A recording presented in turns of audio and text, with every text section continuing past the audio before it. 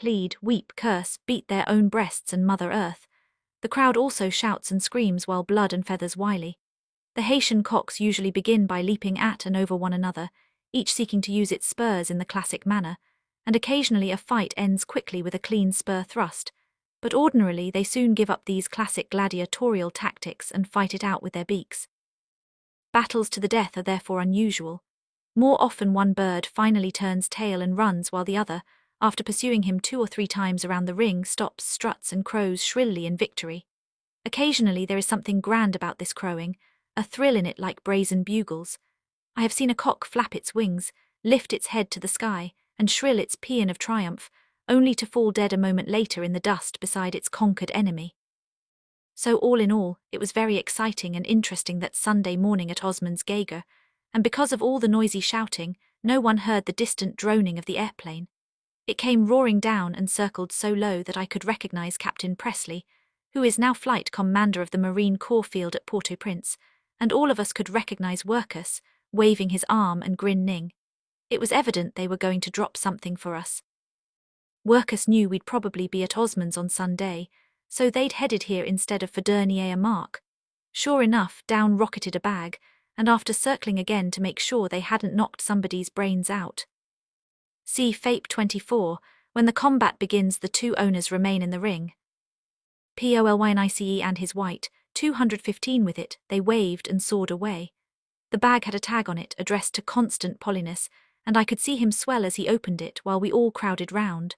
There was a letter in it for me from Colonel Myers, concerning the date on which I should hold myself ready down yonder for flight back to the mainland, but that to Polynus and all the rest of them was a trivial detail. The bag was addressed to Polynus. Furthermore, it contained a tin box of French bonbons for Julie. Remember that all these people, including prosperous Polynus himself, were mountain peasants, and that an airplane, a great army airplane from Port-au-Prince, which came flying far across the bay to bring a bag for Polynus and a box of candy for his wife, was a tremendous event. Polynus swelled, not only in his own eyes, but in the eyes of all the crowd, to Napoleonic proportions. I have told you that he and I were both already thinking highly of ourselves, and now vain pride took complete possession of us like the plague. I somewhat blame what later happened to us on the coming of that airplane, for if Constant hadn't been so totally blinded by vanity and self-assurance, he'd have surely smelt a large rat presently. And so, that afternoon, we undertook to round out the day by taking Osman and his Cuban zinger. I have been thinking, said Constant to Osman as one fond, trusting brother to another, that tribunal here and your new zinger might make an interesting combination. They might, said Osman, but your tribunal is a bad bird and I don't want my zinger to be killed. Still, if it went that badly, I could take him out of the ring. Surely, agreed Polynus, it would be for the sport. It isn't the sort of thing on which we would want to wager heavily. Looking back, it is easy enough to see what a pair of blind bats we were. At the very beginning of it, when we squatted outside the ring with the 2 tethered birds, letting 2 I6TILS winding them fly at one another tentatively, verifying them, as the saying is, I saw Constant nonchalantly running his fingertips over the scar on the zinged neck, and Osman closely examining Tribunal's familiar queer-shaped comb, to make doubly sure there was no trickery of that sort. But we might have noticed, if we had been watching the crowd, that something was in the wind, for instead of pressing close and shouting comments, they hung back quiet. When Osman adroitly pushed up the limit of our initial bet from 300 gourds to 500, we thought it was as good as in our pockets, and when Luira came to me offering a side bet of another 100, we figured it was simply because the zinger had beaten his own best bird, and that it was natural for him to overestimate its ability. As we filed the spurs, it is not permitted to withdraw from a match once the filing begins.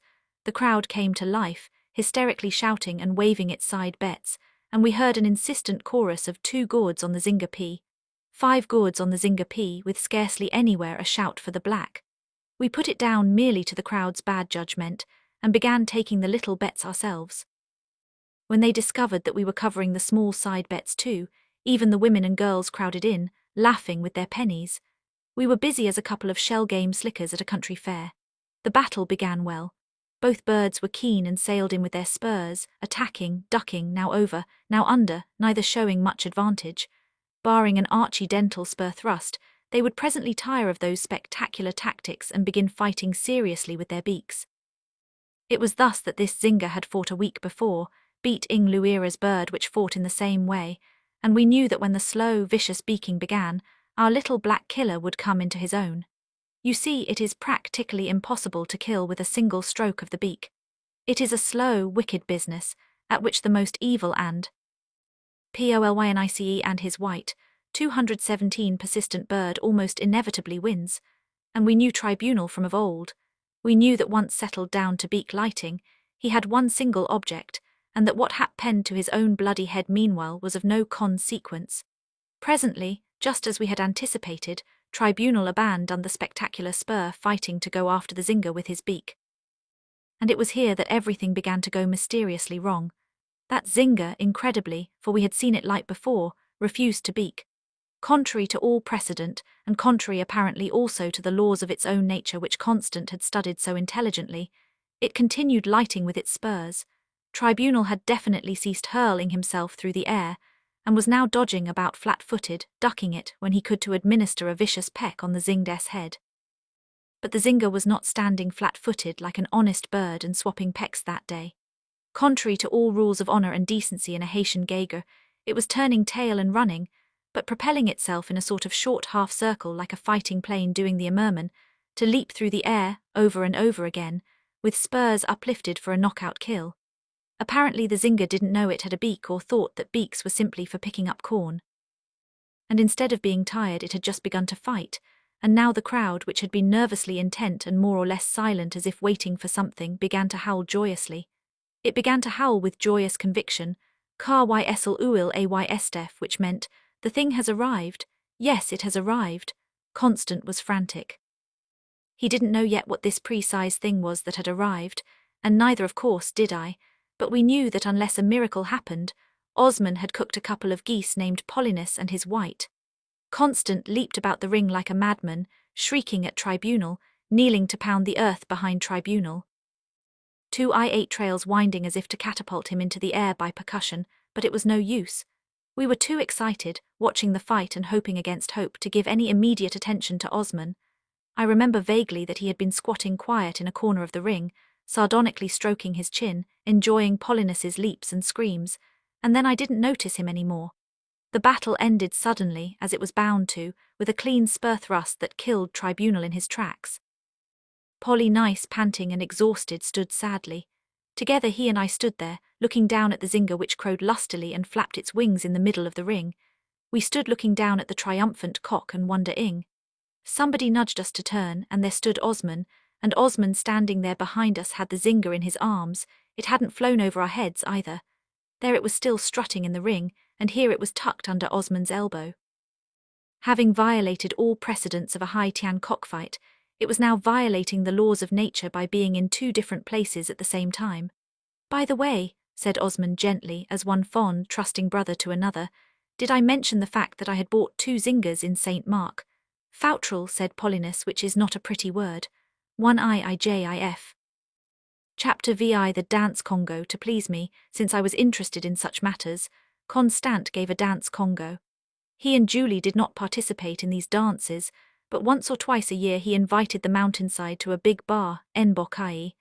And now while I was there visiting him, he said, was a happy time to do it.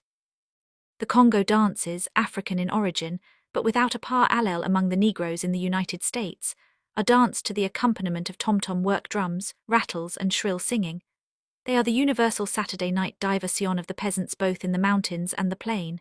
They are lawful, in no way connected with voodoo, quite easy to see, and nearly all writers visiting Haiti have seen and written about them. They are, of course, sexual dances.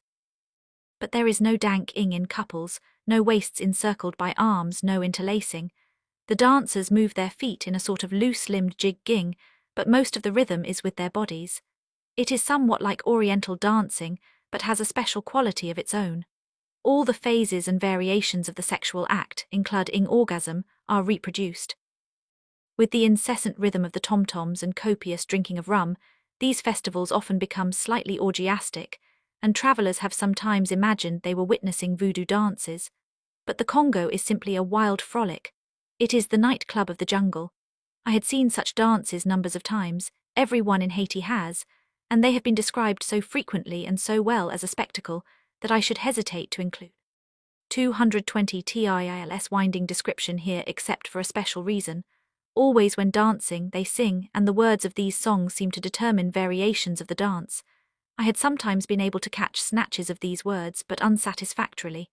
And intelligent people, Haitians or long-resident Americans whom I had asked for enlightenment, had said, "Oh, it's nothing, it's just doggerel. Anything. They make it up as they go." So I asked Paulinus to give the dance Congo, and help me if he would to collect some of these songs with their meaning. By dark, the crowd was thick round the peristyle, which had been decorated with flowers and torches. Clarion and cakes were circulating in abundance. The dancing space was kept clear. The drums began, and a lone male figure leaped into the open space before them. He had been chosen as Mayflower Dance. He was a muscular young buck of medium height, slender-waisted with broad shoulders, barefooted in loose cotton trousers, tight-belted, with black negroid features, bullet head close-cropped. He hurled himself into the air like an amateur Nijinsky, gyrated, came to a statuesque pause, all in rhythm to the tom-toms, then marched thrice around the pole, prancing like a splendid animal, and then standing flat-footed, with no subsequent movement of the feet, began a series of slov-slash, rhythmic motions of the sort usually associated only with female solo dancers. It had seemed to me queer, almost unnatural at first, in Haiti to see a male body exhibiting itself proudly in this peacock sex strutting and these sexual muscular contortions, but that I think was only a limitation of my own, due to fixed idea associations. There was nothing effeminate or lascivious about it. It was virile and graceful. Men are sexual animals as well as women, but among civilized people there is a curious male shame about it that women do not share. Gilda Gray, for instance, is applauded and respected as an artist by the most refined audiences. Her dances are aesthetic, and so they are in reality, but if a male dancer, the DANSE Congo 221 attempted to put on a masculine variation of her act, the same audience would be disgusted. There is something bred deep in our civilization that causes this. It doesn't make sense, but it's there. I should like, above all things, to have the power of rational detachment in the face of unfamiliar phenomena, and I had seen this sort of dancing before, but as I watched this man it again affected me unpleasantly for a moment.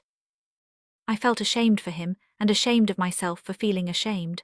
A he-lion or a peacock or a barnyard rooster may strut his sex proudly and publicly before his females, so also do savages, but civilized men mustn't do it. Only females may strut their sex publicly and adorn themselves for sex in the civilized human world. It doesn't make sense, but thus it is. The mistress of the dance, designated as the charcher because of the rattle she carries, was now beckoned into the hollow square, and danced sinuously around the man, undulating and weaving, her face uplifted, her chin held high, her eyes half closed. Then standing before him she began a dance in rhythm with his, approaching until their bodies almost touched, not quite touching, then retreating. As these two danced, everyone began to sing, Pitot o Gagnin Hom, La Kale o, Parsa Mammon o. Out T-fif, better that you should have a man in your house than that you should live with your mamma. Yes, young maiden. This they repeated for 10 minutes or more, others gradu allied joining the dance until the space was crowded. They stopped for a brief moment, the drums began a new rhythm, and the men, each advancing on the girl who danced before him and motioning her to go away, to leave him, sang in chorus. 222 TILS winding Garda en has Gaylard, O au tune bout de Couto, O au iun telly poison, O au iun bonbori, trens yo porter by Moines. Go and search at the foot of the Gaylard tree, you will find a knife blade, a fish's head, and a fine cassava cake. Take them, bring them, and give them to me. To this the women chanted in counter chorus, We Moines pier olje, we Moines by o tout, Moines by o manger. Yes, I will do your bidding. Everything you ask. Yes, I will provide you food. Paulinus helped me with the exact wording of these songs, and when they were obscure explained their meaning. I would listen for a while, jotting down notes with a pencil.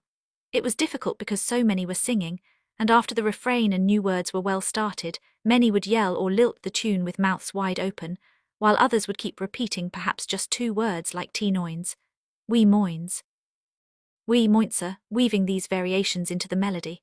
After listening for a while to one of the songs and jotting down what words I could, I would touch Paulinus on the arm and we would go into his house, where the noise was less deafening and where we had a lamp and table. Even there he had to shout into my ear the corrections, the meaning of words I didn't know. And this finally became a routine. Each time a new song began, Polynius would cock his head to one side, listening. Then, if the words were difficult, he would go over to one man or woman, poke his face within 3 or 4 inches. The DANSE Congo, 223 of the singer, S, and listen attentively to the one voice, at the same time watching the movement of the mouth and lips. Without his help, much of it would have escaped me. There was one song, for instance, in which the men danking staggered as if ill or wounded, holding their hands in front of their faces while they sang.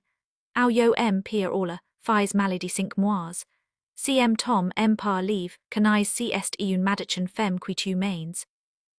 When they see me dragging myself away, sick for 5 months, if I fall and do not rise again, they will know that curse of woman has caused my death. Madichan fem did not mean the curse or spell of a sorceress, it meant simply the fatal lure of the female. As the men sang this, pretending to lament in deep-throated chorus, the women sang in shrill, piercing, menacing tones like a band of furies. Koyu. Koyel koyu f, I said inside the house. What does it mean, Polynius, this Kiowa? It wasn't French or Creole. He replied promptly, it means if you give yourself up to a woman as much as she wants, she will kill you, wear you out. I said, how can one word mean all that? He said, I don't know, but that's exactly what it means. It means that she will drain you dry, devour you. I subsequently learned that koyu is an old Guinea word, meaning literally the vulva of a female in heat. The women were taunting the youths, at the same time seeking to inflame and frighten them, proclaiming their elemental, dangerous power, as from some old African jungle fertility rite. Contrasting with that atavistic echo came presently this naive banality. 224 TILS winding parole ballon fis moins playist, negla morn par p fis coup li ac naus. The words of Ballon give me pleasure. The Negroes of the mountain are not to be trusted like him. There had been a man down in the plain by the name of Ballon, now dead, noted for his honesty, and the mountain blacks had made this song in his memory. The juxtaposition was interesting, because it is not easy to understand the Haitian peasants without taking into account this essential duality in their characters. The various melodies and harmonies to which these words were adapted are difficult to describe, since I am handicapped by lack of technical musical knowledge. Neither the melodies nor the harmony generally had any of the undercurrents of sadness common to the American Negro folk songs, spirituals, and blues. These blacks were savage, free, exultant, and their music reflected this. Nor was there any quality in the tempo similar to jazz. The rhythms were frequently tangled, complicated, but the complication was always unsyncopated, against a steady 4/4 beat. In this respect only it was akin to the voodoo ceremonial chant ing. There were songs in which the counterpoint was woven almost like that of the Magic Flute Overture. There were also songs in which there was a rapid patter against the heavy choral background, as when one young man in a shrill but musical falsetto that pierced and rose and soared like the melody on a piccolo, sang prestissimo, ye, ye, ye, ye, ye, ye, yad, ye, ye, ye, ye, ye, ye, yad. It was interesting, meanwhile, to see some girl off in the shadows, outside the edge of the crowd, unnoticed, unself-conscious, dancing all alone with scarcely any movement of the feet, in an endless, effortless swaying of the hips and the DANSE Congo, 225 buttocks, it seemed to depersonalize her. It was like the surf or like some cosmic perpetual motion expressing itself through her body. Another song of the women was, O lieu o by m ku na tout cor moins, pitot o by Roman 6 bon ku nd vent moms. Instead of beating me all over the body with a stick, a well-directed blow in the belly would be preferable. This they sang serious and unsmiling, but some of the songs had a humorous implication. Emmanuel gar o gagnin o a p crier, tila par petit mamano ni petit paparo. Emmanuel gar o gagnin o a p crier. Emmanuel, what need have you for crying? The baby is not your mother, and not your father's. Emmanuel, what need have you for crying? Polynius explained that it was a joke about a man down at Pointe-à-Racket named Emmanuel Tradow. He had brought home a girl who gave birth to a baby that was not his. He had made a great fuss about it, and his mother and father, who liked the girl and thought Emmanuel was a fool, were taking care of the baby. They also had a song of Polynius with words which seemed slightly incongruous, since it was he who was giving the dance and supplying them generously with refreshment. Polynius contrôleur. Li marcha chwal blancla knew it, now spio coup de roche, malheur river o. Polynius is the tax collector. He comes riding at night on his white horse to rob us. We will drive him away with stones, and a misfortune will happen to him. 226 TILS winding, but it was friendly without malice, and Paulinus AC septed it without malice, smiling his shrewd, deprecating little smile. Doubtless he would have felt hurt and neglected if they hadn't sung it. On the Monday following this hambotch I bade Polly nice farewell, descended to the coast, where I expressed as best I could my gratitude to Workus, fished with him for a couple of days, and then the plane came to take me back to the mainland. Chapter VII. No white man could be as dumb as that. No white man, said Cumberland, disgusted yet triumphant, could be as dumb as that. He seemed to have the best of the argument. He had said it to Barker, Barnes, me, and an ass named Mabry as we sat round a campfire wrapped in our blankets like Spaniards, 4,500 feet above sea level, on a mountain-circled plateau behind the Morne Ruiz Range. This Cumberland, Dr. W. W. Cumberland, perhaps there is some such degree as Doctor of Decimals, was one of the 5 American high treaty officials in Haiti. Financial advisor was his title, and he exercised absolute control over government financial matters. He was as honest as an adding machine and keenly intelligent, but people said he had no bowels, meaning it in the scriptural rather than slang sense. He was as cold as ice and was obsessed with the conviction that the emotional Haitians, whether high or low, were lazy, undependable as apes, and equally limited in their foresight and mental processes. Yet there was a good deal paradoxically likable in Cumberland. He stood ragging, he was a square shooter, and on a trip like this he always did a little more than his share of the camp work. The fact that he would come along at all on such trips, which meant rough going on muleback and afoot, was a part of his paradoxical likableness. Cumberland is a hard man to depict. He was cold without being selfish or aloof. He was prejudiced yet full of an active curiosity.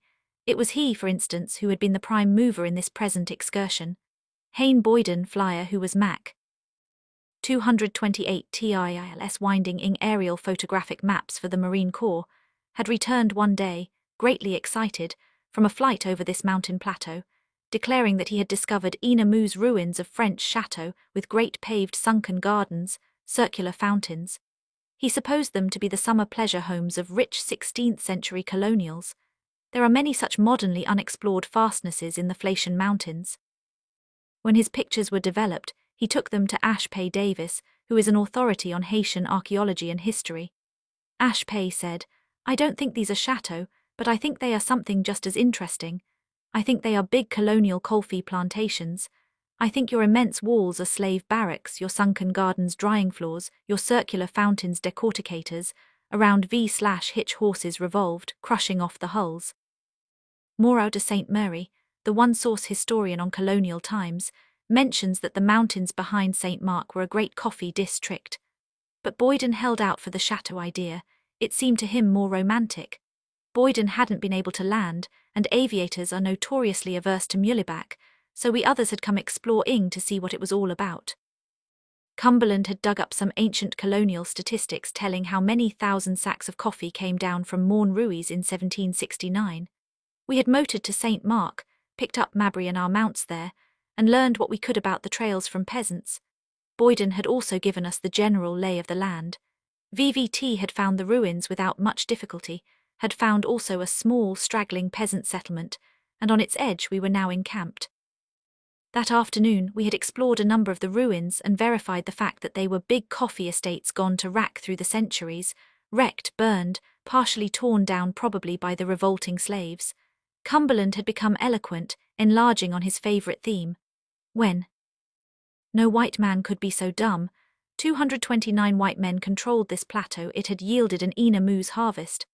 Now a few straggling peasants, its only population, picked lackadaisically the little coffee that was left growing wild on bushes, and carried their few bags down to St. Mark once a year, just enough to keep them from abject poverty, he said, dead to all ambition and progress.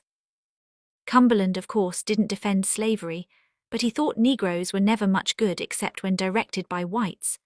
Barker, who as a field botanist, often following the long trails alone, a bit of a philosopher and who, like the peasants, had taken up the cudgels for them. He had pointed out that they seemed a singularly happy people, carefree, toil-free, that perhaps they were living more nearly what Bertrand Russell called the good life, than large groups of white peasants he knew, labouring in factories or on intensively cultivated farms, etc., etc.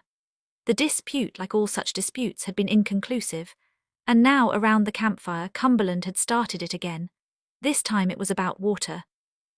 Reaching the village, peasants lower down had assured us we would find a spring there. We had asked where the spring was. It's no longer any good, they told us. We bring our water up from below. It seemed that an avalanche, a little landslide, had choked up their spring 2 years before, and that instead of bothering to dig it out, they had been toting their water 6 miles up the mountain ever since. And there you are, said Cumberland. How does that fit into your argument? Good life, Bosh. I tell you they are just plain dumb. They trudge 6 miles and back because it's easier for the moment. They can't look ahead. I tell you no white man could be as dumb as that. Going back next day, we reached St. Mark around midnight, after having been in the saddle and part of the time afoot since before dawn. We were tired, sleepy, and there were engagements that made it imperative to be back in Port-au-Prince by morning. We found the car in Mabry, 230 TILS Winding Yard where we had left it, and climbed wearily in. While we were still in the outskirts of the town, leaving it with Cumberland taking his turn first at the wheel and the rest of us hunching down to sleep. Barker, who was in the back with me, aroused himself sufficiently to say drowsily, Suppose we've got gas enough, eh, Cumberland? And Cumberland replied indifferently, Oh, there must be plenty. It was full when we started. A minute or so later, Barker aroused himself just a bare shade more and said, There's a garage back there that stays open all night. Maybe we'd better stop and make sure. Barnes and I said something, I don't remember what, and on we went. The car standing stock still awakened me. I thought we had arrived home, but all around was blackness except for our headlights streaming down an endless bare road. The others had already got out. The tank was dry and we were miles from anywhere. To be more accurate, we were on the edge of a malarial, mosquito-infested swamp, midway between the village of Larkahea and Sauce Puante, the stink-ing spring. There was no gas in Larkahea, but Barker thought he knew a habitation beyond the spring where a man had a gas-driven cane crusher. He remarked that he thought it was just about 6 miles. He looked at Cumberland when he said 6. Barker said he'd go since he knew the way and that we could match coins to see which one of us 3 should accompany him. But Cumberland wouldn't agree to that. It was his car. He would take his medicine. So he and Barker footed it up the road, while Barnes and I spread a blanket in the ditch and covered ourselves, heads and all, with another blanket to keep off the mosquitoes. It was stifling, but we dozed, or at least I did, until after an infinitely long time we were aroused by a halloo, and there in the grey dawn, footsore and lagging, down the long road came Barker and Cumberland, Dr. W. W. Cumberland, High Treaty official, and one of the 5 wise white rulers of Haiti's destiny, J. Lodding along like.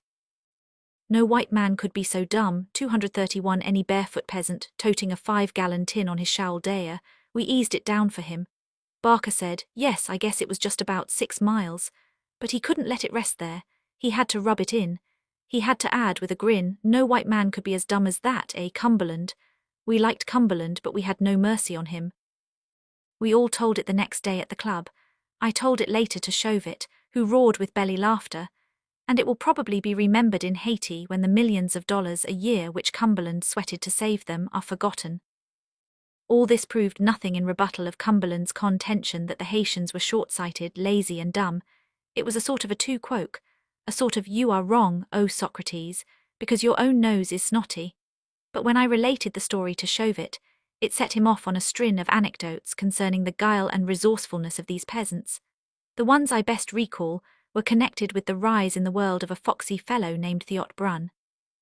Theot at 20, ragged, barefoot and without a copper, wanted a bottle of clarin which is colourless like moonshine corn whiskey. He found an empty bottle, half filled it with water and approached a woman who sat retailing her wares, dried herring, little bundles of tobacco leaves, food and drink beneath a roadside booth. Replenish my bottle, he ordered, and she filled it unsuspecting from her jug. 30 cobs, 6 cents, she told him. Thief, criminal, he cried in a passion. Never, what would you pay? I will not trade with robbers. Take back your clarin, pour it out. And with his bottle still half filled, but now with rum and water mixed, he played the trick successively at other roadside booths until the pure water he had started with was transformed into pure rum. At 30, Theot moved to Port-au-Prince where he AC. 232 TILS Winding acquired a house and family, but he still had no money and wanted a pair of shoes. He sent a child to a neighbourhood merchant, saying, Theot has rheumatism. Send one shoe size thus for Thiot to try on, and if it fits, I will return with the money and get the other shoe. There seemed no sense in Thiot's trying to cheat him out of one shoe, so the merchant acquiesced. But Thiot sent the child with the same tale to another merchant, and Thiot rejoiced in a pair of shoes which had cost him nothing.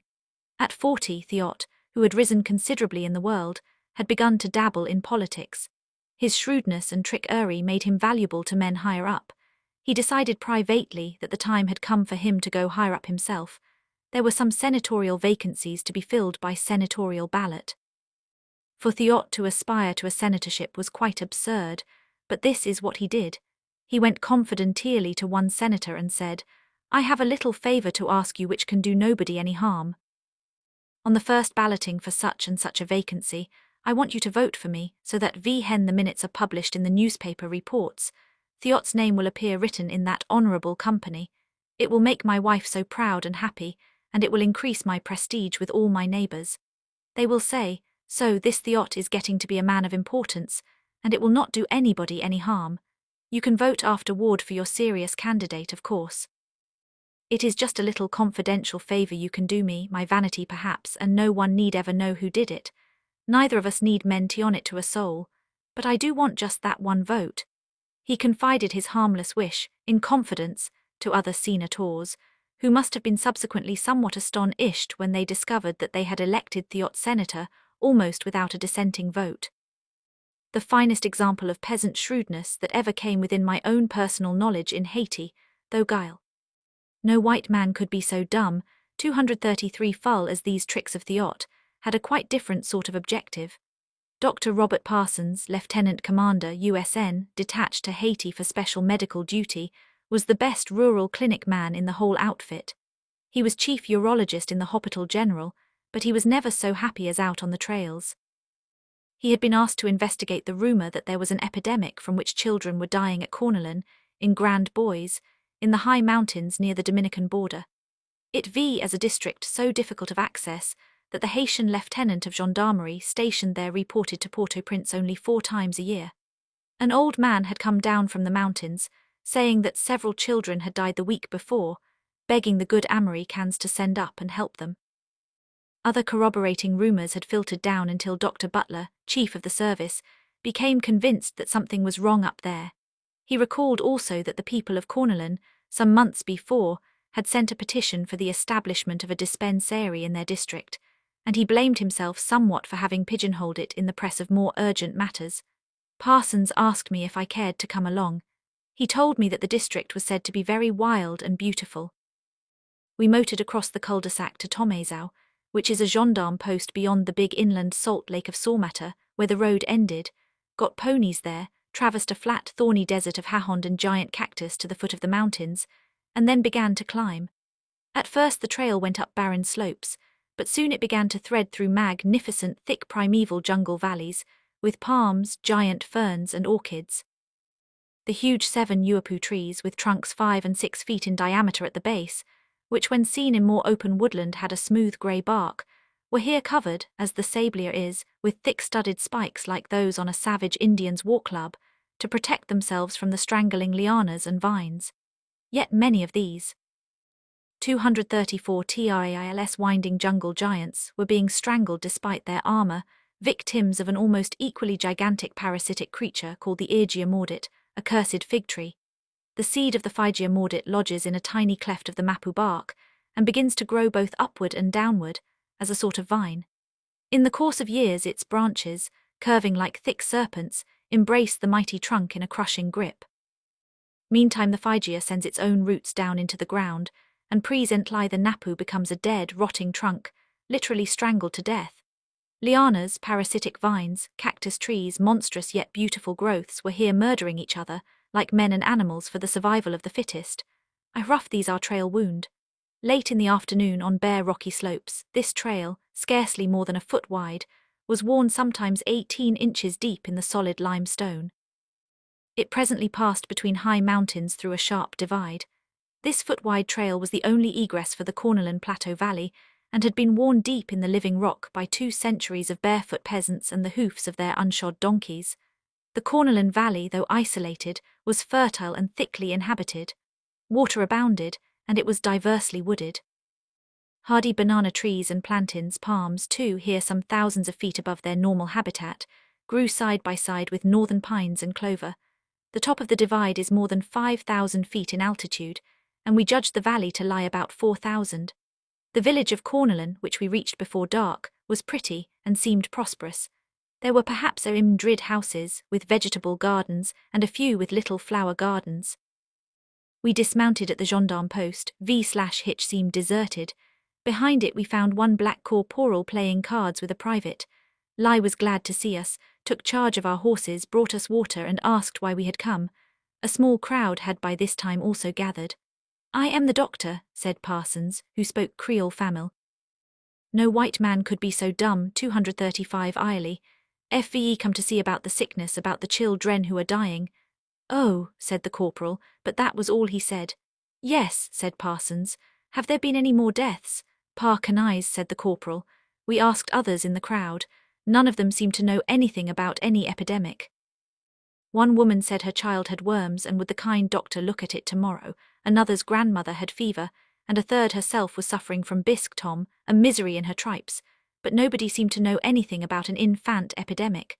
Parsons kept insisting. One man remembered hopefully that a child had died in St. Pierre the month before. "This is a damned funny business," said Parsons to me. "Do you suppose they're afraid of us?" But they weren't the least bit afraid of us. They were as amiable and friendly as peasants could be, yet there were side glances not intended for our eyes, a whisper here and there. They were hiding something just the same, but they were pleased to see us. We were puzzled. The black lieutenant, we had learned, was off at St. Pierre. He wouldn't return for 2 days. Parsons meanwhile had sent someone to find the justice of the peace, the only other official person in the village. The messenger returned, saying that the Juge was away too, but he'd be back this same night. It was now getting dark and we were hungry. We also had to arrange about a place for the night. "I guess we'll have to wait until morning to get to the bottom of this," said Parsons. The corporal got a hatchet and broke open the back door of the lieutenant's house, helped install us, brought water and a bottle of rum, found a woman to cook for us, procured a chicken, eggs and plantain. "I don't know why we are here," said Parsons, "but this is all right." TILS winding 236. The corporal had said they were going to get up a dance in our honour. They had already sent for the fiddler. A fiddle was something new to us. Parsons didn't recollect ever have Ing seen one at a Haitian mountain bamboche. We guessed one at V as the Spanish influence of the nearby Dominican bore idea. Toward 9 o'clock we strolled over to the gendarmerie. The prisoners had come in, some 9 of them, in convict stripes with 4 guards. They had been laying the cement foundation for a new gendarmerie building. The wooden door of the jail was open, and the gendarmes were inside, fraternizing, gossiping with the prisoners. There was a dispute going on between one of the gendarmes and a prisoner. The gendarme was shouting, 3, and the prisoner was shaking his head and repeating, 2. They glanced from time to time at a sack of cement in a corner. Presently they came to an agreement. The prisoner shouldered the heavy sack and disappeared, unfollowed. He had snitched the cement from the job, and the argument was whether he should pay his friend the gendarme 2 gourds or 3 for the privilege. When the fiddler arrived, the prisoners came out and danced too. One of them was drummer. We offered to contribute a jug of clarin. A gendarme turned over the money to one of the prisoners, who rambled off by himself to get it. The women hadn't come yet. It was like a stage comedy to see the prisoners in convict stripes doing fandangos and round dances with the uniformed gendarmes. When the girls and women came, they danced with the striped pris registered nurse and khaki gendarmes, and the clarin tin cup passed from hand to hand. It was like a vaudeville act. It was also like a millennium. What was a prisoner? What was a gendarme? This was a nice valley. Maybe it was a good thing that only one hard, narrow trail led up to it. Parsons and I were glad we had come. It seemed to us a better place. No white man could be so dumb, 237 than Port-au-Prince. We had also drunk out of the jug. Maybe they were just playing at being gendarmes and prisoners. This was a nice valley. We assured each other happily that no motor road could ever be built up here, not for years anyway. Parsons was different from Cumberland. Next morning, while we were having coffee, the old Juge de Paix came to see us. We gave him some. He talked about all sorts of things, entertained us. I thought he seemed to be studying Parsons. Presently Parsons said, "Now about this epidemic, where are all these dead babies? What's the matter up here? Nobody seems to know anything about it." The old man lifted his hands as if to say, "Be patient, sir, please." He seemed to have some difficulty in coming to the point. "I myself was down in Port-au-Prince a year ago," he said. "I was a committee. I left papers written out in French at the hospital in an office. And then in January we had another paper written out for us in your language, and also there were others who were permitted to see and talk with the Doctor Chief, but nothing came of it." "Nothing came of what?" Dr. Parsons interrupted. "What are you talking about? What's this got to do with an infant epidemic?" "Well, you see, sir, we are 5,000 people up here in this district, and among so many there is bound to be some sickness. There are no doctors, and there isn't any medicine, and it is a hard trail over the mountain, as you know. We are prosperous, there is coffee here, and we would willingly pay the expense of an internee or nurse, Haitian naturally, if once in your goodness a dispensary were established. And then perhaps 4 times a year would come an American doctor. We thought if you came up to see, you would readily understand the need and wisdom of TIILS winding 238 this, but we were unable to get anyone to Eom and see. But now, in your goodness and thanks to the bon Dieu you have come." "Do you mean to tell me," said Parsons, "that you deliberately tricked the American Service de Hygiene into sending me up here, that there isn't any epidemic at all asterisk?" "Oh no, sir," said the old judge, "not tricked. A child did die at St. Pierre. Come clean now. Out with the whole story, and if you tell me the truth, maybe I will help you." "I am telling you the truth," said the old Juge de Paix. "We regarded the child's death as providential and agreed that all who went down yonder should tell about it. It became a number of children because a number of people told it, and soon they said in the market, 'Children are dying in grand boys,' so that word of it reached the ears of the Americans. We have such faith in your goodness we felt sure that you would come." "Oh my God," said Parsons, "I had a letter from him this summer. There was a postscript which read, 'Grand Boys has its dispensary.'" Chapter VII Portrait of a Scientist. Dr. Parsons and I were at Jacmel, Haiti's southernmost seaport on the Caribbean. We were in the gardens of the big new American hospital. Parsons had helped build it. It was his baby. He had come back to see how it had grown. In charge now was a newcomer, Dr. Saunders, over-efficient, with an unflattering opinion of tropical natives and a passion for regulating things. He came across the garden to us and said, "Look here, Parsons, is it a function of this hospital to harbour beach combers? I went out on the back terrace a while ago and found a bum there calmly asleep as if he owned the place. I can't make out whether he's German or American. If he's ill, I suppose we ought to take him in, but if he's a plain down-and-outer it seems to me we'd better chuck him out." Bob said, "All right, we'll go and see." Curled up in a corner in the shade, sleeping halfway on his belly like a dog, was a lean, unshaven, sandy-haired, nondescript fellow with Haitian rope-soled shoes, no socks, clothes stained and shabby. Tossed beside him was a bundle that seemed to contain old newspapers, a greasy cap, an old machete. The man was turning bald, had a little ragged, bristling moustache and a week or 10 days' growth of scraggly yellow-grey beard. Parsons winked at me solemnly and said, "He does look all in, doesn't he? I hate to wake him up." "Well, I'll wake him up," said Dr. Saunders and prodded him with his foot. The man grunted and turned over. He finally opened his eyes, observed Dr. Saunders and me with 240 TIILS winding a total lack of interest, and then spied Dr. Parsons who had stepped back. "Veil, veil, veil," he shouted and scrambled to his feet. "Vat you do here, Parsons? This is good. I thought you in the north." "And I thought you were in Santo Domingo," said Parsons. "But," turning to Dr. Saunders and me, "I want you to meet my friend Dr. Ekman of the Royal Swedish Scientific Society, Fellow of the Smithsonian Institute. He happens to be the world's leading authority on West Indian flora." This was Peter Ekman, whose childish vanities and eccentricities proved to be even more remarkable than his attire. He beamed and strutted. I found him, when I got to know him better, the vainest and most cantankerous and at times most exasperating chap whose heels I have ever dogged. Each time I took the trail with him, I swore I'd never go again, and each new time he invited me, I gladly went. I had heard of Ekman before. He was one of the people Parsons had wanted me to meet, but he spent nearly all his time in the bush and among the mountains, cutting his way through jungles where neither black nor white had ever gone before. He had a room in Port-au-Prince rent-free, which was like a littered dog kennel, upstairs above the pharmacy of Dr. Bauck, a Haitian druggist who knew that Ekman was a great man, but he occupied it only the few weeks in the year when he was sorting out his specimens. He was totally indifferent to money.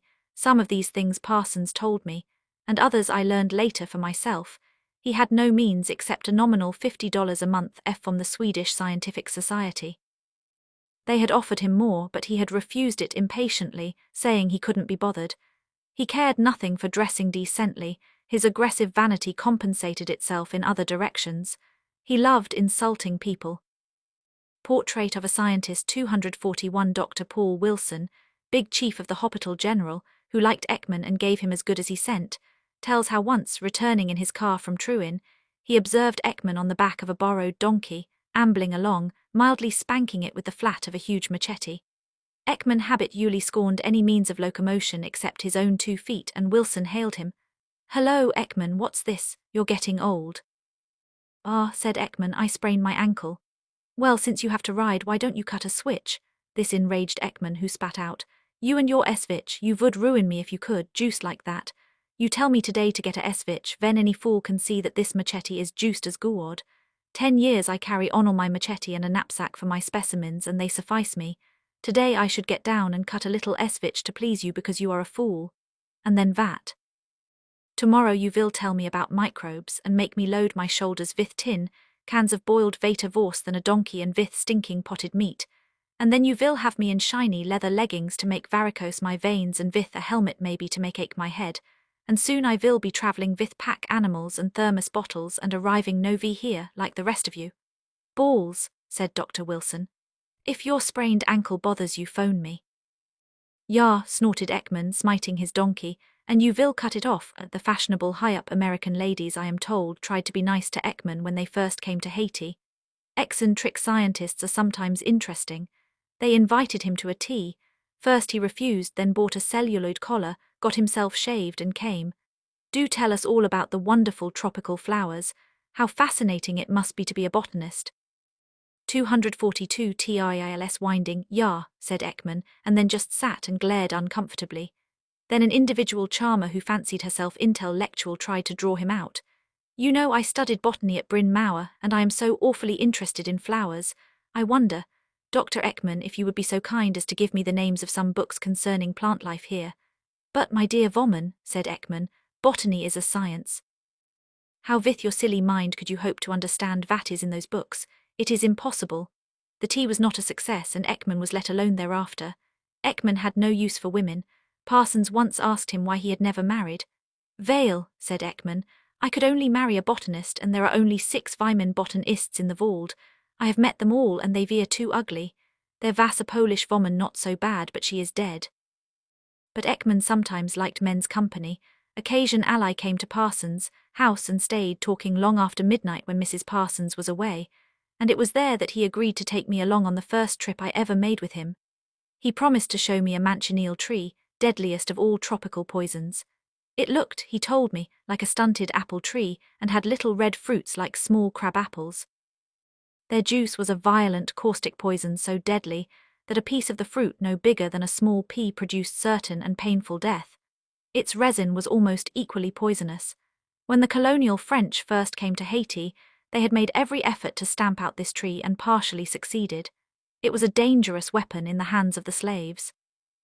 Ekman told us that he had personal knowledge of only about 50 trees left on the whole island, and that of these he didn't believe more than a dozen could be known or accessible to the present witch doctors and sorcerers.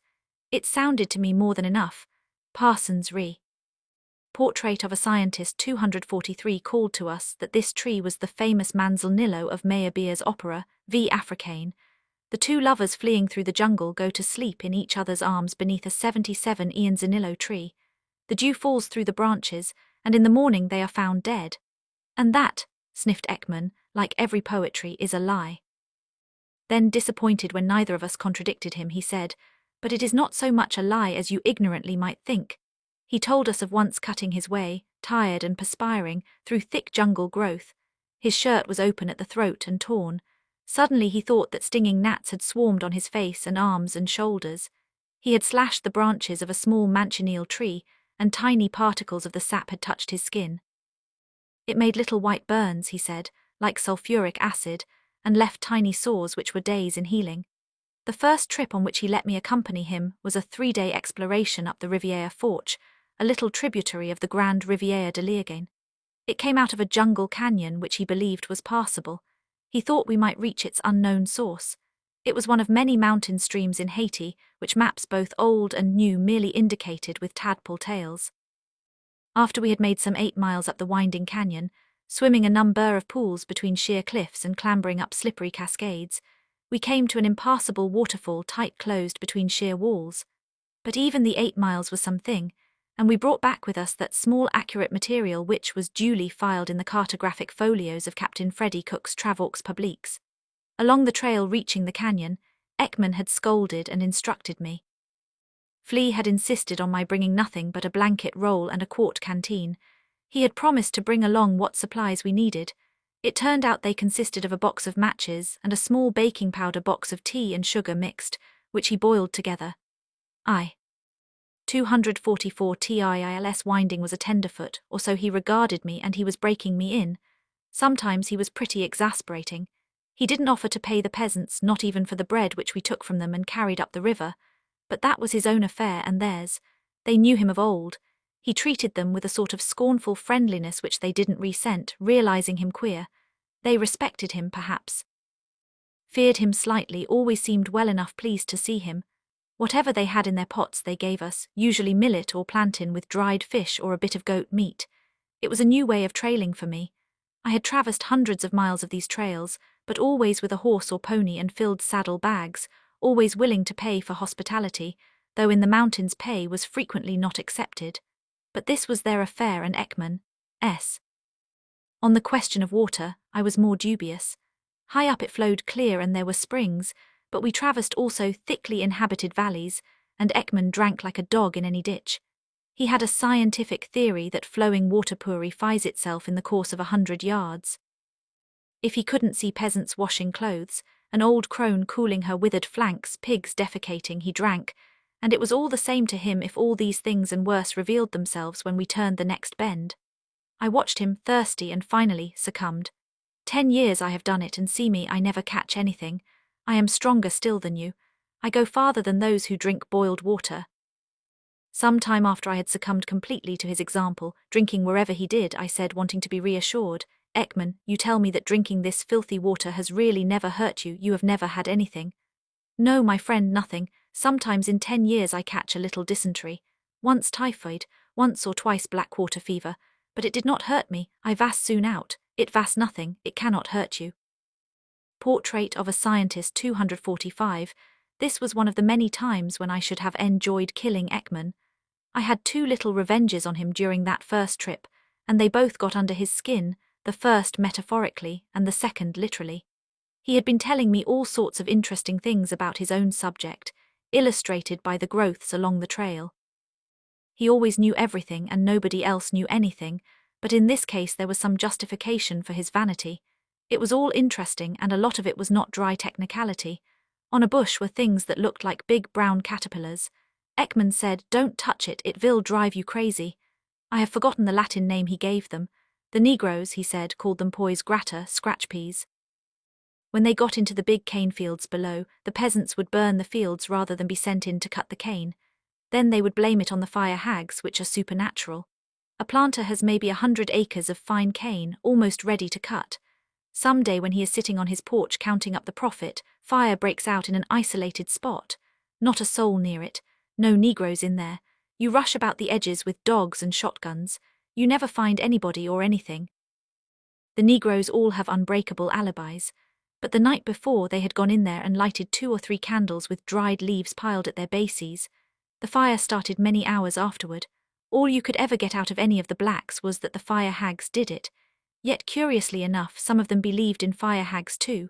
What fools the peasants were, said Ekman. What silly names they gave the plants and flowers, for instance. Some of the names had a silly sort of colloquial aptness, he granted, like this pois gratta, like that thing over there which they called matacaval, horse killer, a shrub with little red and yellow flowers, a milky sap. It was one of the queer plants because it would kill horses and cows but not hurt humans. Then there was the 7 namengep, wasp, a thorny rod with rose-red flowers. TILS winding 246 and stinging leaves like thistles. But some of the names, he said, were stupid and meaningless. For instance, this plant J here they call corbin, which makes no sense at all. It seemed to me, Ekman was ranting a bit, that his point was poorly taken anyway. The names seemed to me nice names, showing a good deal of primitive imagination. I suggested that Corbin probably meant something equally apt of which he was ignorant. It always annoyed him to be told there was anything he didn't know. I annoyed him further by plucking some of the leaves from this plant. It bore no flowers, and by stopping peasants along the trail to ask why they called it Corbin. Several shook their heads, but anally one knew. It was absurdly simple. He put his finger on the leaf. O Carpa V1 Yuku Cure. You can see it is like leather. It was true. The leaves were heavy, dark, smooth, with curious deep-grooved markings, exactly like hand-tooled leather, like the crude tooling on the leather scab-bard of the machete this very man was carrying. And Corbagy was simply Cordovan. I pointed this out to Ekman. I said, "These peasants have more imagination than you." "Vale," he snapped, "how could you have me to know that? I am a botanist, not a philologue." It got under his skin. My second petty revenge, in which Providence aided me, came in connection with Ekman's sleeping habits. Whenever there was a kail or even a hut available, he insisted on sleeping indoors. This was possibly because he had to sleep so often without shelter. I preferred sleeping under tree, and he tried to bully me into sleeping inside just because he preferred it. One morning about 2 o'clock, as I lay peacefully sleeping, he exploded out of a hut howling that the ants were all over him and biting him to death. I didn't offer to help him. I said, "You swine, if you'd bathe as often as these Negroes do, the ants would let you alone." I liked him better after that episode. She began a dance in rhythm with his. See page. Chapter IXMORNELASELLE Adventure. It was a clear, crisp, starry night with no moon. One got an impression of total darkness, yet shadow-like objects loomed. Ekman was somewhere up ahead of us, doubtless quarrelling and mumbling to himself, shouting back impatiently from time to time because we couldn't keep pace with him. I could dimly see ahead the receding white rump of Aubrey's mare. It became my pole star guide. I followed it as the children of Israel followed the cloud of smoke and the pillar of fire. I seemed to follow that white rump for hours as it floated ahead in the path like a receding ghost. So long as I followed it, I wasn't completely lost. I couldn't have had more solace in the white flanks of the Callipygian Venus. I reflected that had Aubrey elected to ride a bay or black, I should have been irrevocably lost. We had climbed more than 5,000 feet that day from tropical sea level, and the rarefied air made me flighty. Polyglot Aubrey, ahead of the white mare leading it, and therefore with nothing to guide him, was moaning, "Seven Neo got em high enmel sacca nom de bon Dieu si," and I called out to him, "I think your bon idiot has abandoned us, and I've lost faith in Ekman. Suppose we offer prayers and promise candles to Christophe, the patron saint of travellers." 5, 6, a dozen candles, a basket of candles, as many as you like, he called back to me. My feet are blistered and I am cast dans les reins, so winded though we were, we shouted supplications. TILS winding 248 to Saint Christophe, promising him a dozen candles, with gilded fluting, finer than any which burned before the Blessed Virgin, exceptional and expensive candles, for his shrine in the cathedral at Port-au-Prince, if he would lead us to a habitation that night. We were on our way, or hoped we were, to climb Mont La Selle, the highest and most inaccessible mountain in Haiti. It was the peak of a great central broken ridge, its summit visible from far out in the Atlantic and the Caribbean when it wasn't covered with clouds. But when one approached near to the coast by ship, whether from north or south, it usually disappeared behind closer high guarding ranges. From Port-au-Prince, for instance, it couldn't be seen at all, though its summit was almost 10,000 feet high. There is no other mountain in North America so high between it and the Rockies. In Santo Domingo, which lies eastward, there is one slightly higher range. No man now living in Haiti except Ekman had ever climbed it. The United States Geodetic Survey had reached its summit in 1919 by taking a mule train up the Jacmel side and establishing a base at 6,000 feet, but no members of that expedition were now in Haiti. Dr. Paul Wilson had tried 3 times in as many years and failed. It was not a problem of technical mountaineering, scaling sheer alpine cliffs. It was mainly a problem of not getting lost. Apparently we were lost now, with the added temporary complication of darkness. We had come up from the cul-de-sac by a long trail over many high ranges. In the morning there had been 3 points on the trail from which the Mont La Selle salient was visible, its summit lost among the clouds, but since noon other ranges had enclosed us. We would not see it again, Ekman told us, until we got on the top of the La Selle ridge itself. We were trying to reach this night a place called Camp Frank, at an altitude of 5,500 feet, where there were colonial ruins, immense chestnut trees, and some native huts which were the last. MORNELA Adventure 249 Human Habitation Ekman had seen on his former ascent. From that point onward, he was going to lead us by a new route which he had worked out theoretically, as being more practical for the last stage than the one he had previously taken. There were 5 of us beside Ekman: Dr. Wilson, Dr. Parsons, Barker, American botanist of the Service Technique, and M. Aubrey, a middle-aged, handsome, bronze-coloured Haitian who had learned mountain climbing in Germany and Switzerland. And now apparently we were all lost together, Ekman included, straggling along behind each other but still within shouting distance, leading our horses, Aubrey and I begging St. Christopher to aid the weary travellers. It was doubtless fortuitous rather than miraculous that 20 minutes later, Ekman shouted back that he had found the chestnut trees. Aubrey and I gave him no credit for it. They were gigantic European chestnut trees, an avenue of them planted 2 centuries ago by some rich colonial whose name is forever lost, leading to the ruins of what must once have been a superb estate, which we examined later by daylight. Had we arrived here 150 years ago, a marquis might have welcomed us, slaves would have tended our horses, wines of old France would have been brought from the cellar for our refreshment, and we would have slept in a chateau amid gardens of roses.